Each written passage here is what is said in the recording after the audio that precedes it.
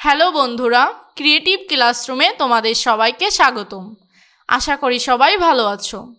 আরও একটি শিক্ষা বিষয়ক আপডেট তথ্য নিয়ে থাকছে আজকের ভিডিওটি।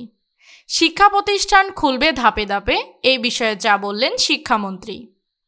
দেশের শিক্ষা প্রতিষ্ঠানগুলো ধাপে ধাপে খোলা হবে বলে জানিয়েছেন শিক্ষামন্ত্রী মহিবুল হাসান চৌধুরী।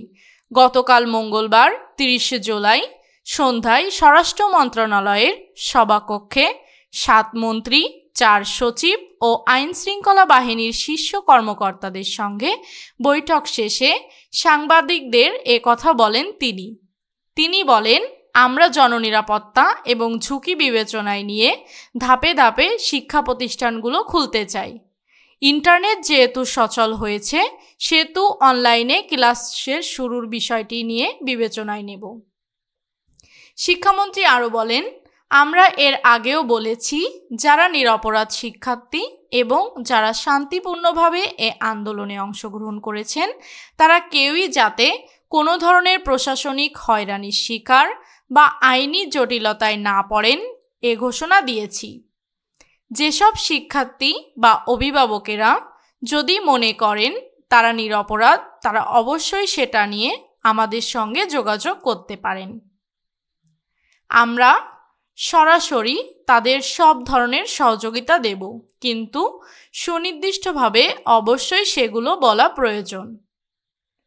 মহিবুল হাসান চৌধুরী বলেন, শিক্ষা প্রতিষ্ঠান খোলার প্রশ্নে আমি বারবার বলছি, সবার আগে জননিরাপত্তার বিষয়টি বিবেচনায় নিয়ে আমরা সব কর্তৃপক্ষের সঙ্গে আলোচনা করে ধাপে ধাপে শিক্ষা প্রতিষ্ঠানগুলো খুলতে চাই। প্রাথমিক শিক্ষার জন্য আমাদের যে বিদ্যালয়গুলো আছে এবং মাধ্যমিক বিদ্যালয়গুলো আছে, সেগুলো নিরাপত্তা ঝুঁকি নিরূপণের মাধ্যমে নির্ধারণ করা হবে। এ মুহূর্তে আমরা প্রতিদিন নিরাপত্তা ঝুঁকি নিরূপণ করছি। এগুলো বিবেচনায় নিয়েই আমরা যথাসময়ে জানাবো। অনলাইনে ক্লাসের শুরুর বিষয়ে শিক্ষামন্ত্রী বলেন, ইন্টারনেট যেহেতু সচল হয়েছে, সেহেতু আমরা এই বিষয়টি বিবেচনায় নেব। আমরা বিশ্ববিদ্যালয়গুলোর সঙ্গে ইতিমধ্যে আলোচনা করেছি।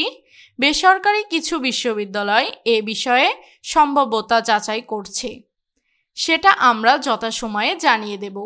এইচএসসি পরীক্ষা কখন হবে সেটাও আমরা যথাসময়ে জানিয়ে দেব। অর্থাৎ তোমরা ভিডিওটি দেখে বুঝতে পারছো, সঠিক নিরাপত্তা নিশ্চিত না হওয়া পর্যন্ত শিক্ষা প্রতিষ্ঠান খোলা হবে না, এমনটাই শিক্ষা মন্ত্রণালয়ে বলা হয়েছে। এবং তোমাদের অনলাইনে ক্লাস হবে কিনা সে বিষয়েও বলা হয়েছে। অনলাইনে যদি তোমাদের ক্লাস হয়, সে বিষয়ে কোনো তথ্য পাওয়া মাত্রই তোমাদেরকে জানিয়ে দেব। ধন্যবাদ সবাইকে। এই ভিডিওটি এই পর্যন্তই। ভিডিওর কোনো অংশ ভালো লাগলে অবশ্যই ভিডিওটিকে লাইক করবে, বন্ধুদের সাথে শেয়ার করবে এবং নতুন নতুন আপডেট তথ্য পাওয়ার জন্য চ্যানেলটিকে সাবস্ক্রাইব করে রাখবে। সবার সুস্থতা কামনা করে আজকের ভিডিওটি এখানেই শেষ করছি।